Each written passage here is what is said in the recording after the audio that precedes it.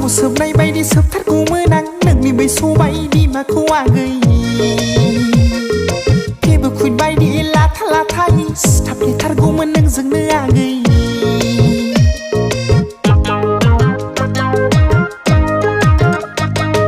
साम' सोबनाय बायदि सोबथारगौमोन आं नोंनि बैसोआव बायदि माखौ आगै जेबो खुद बायदि लाथा लाथायै सिथाबफ्लेथारगौमोन नोंजोंनो आगै थालांबाय आगै गोसोनि बे साननायफ्रा हांमा थालांबाय आगै नोंखौ नुनाय सिमांफ्रा हांमा थालांबाय आगै गोसोनि बे साननायफ्रा हांमा थालांबाय आगै नोंखौ नुनाय सिमांफ्रा आगै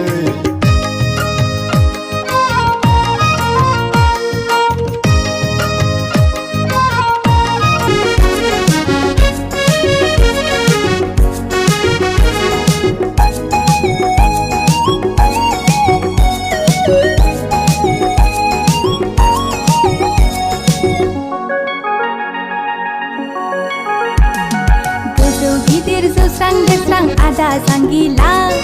नोंखौ जोबोद मोजां मोनबाय आङोलाय आदा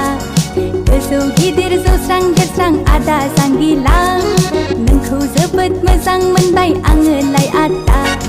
साउथ फिल्मनि एक्टर बादि नुलाय लांथारबाय आदा साउथ फिल्मनि एक्टर बादि नुलाय लांथारबाय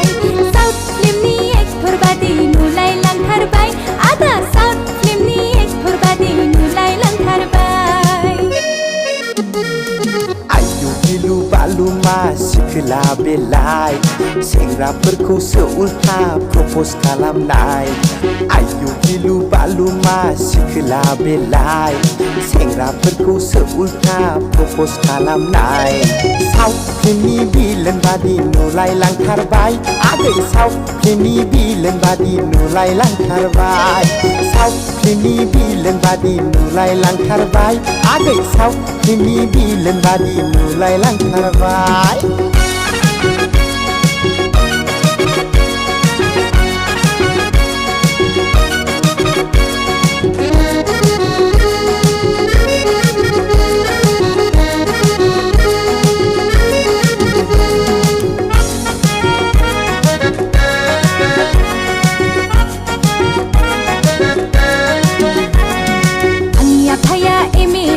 मिथिनानै लाखा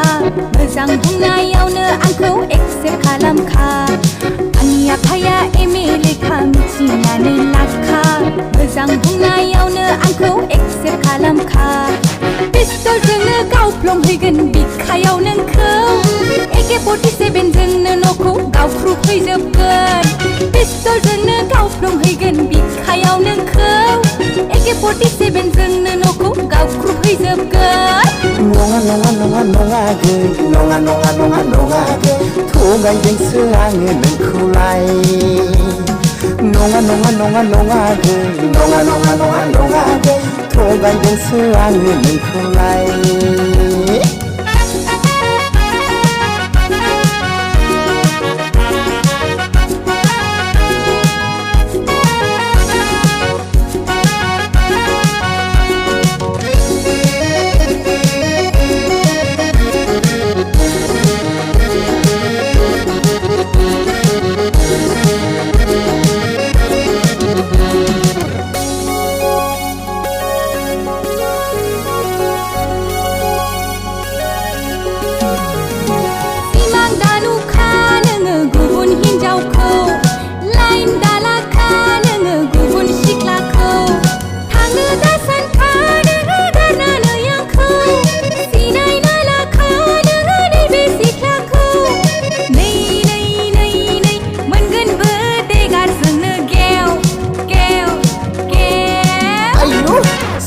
फिल्मनि बिलेन बादि नुलाय लांथारबाय आगै साउथ फिल्मनि बिलेन बादि नुलाय लांथारबाय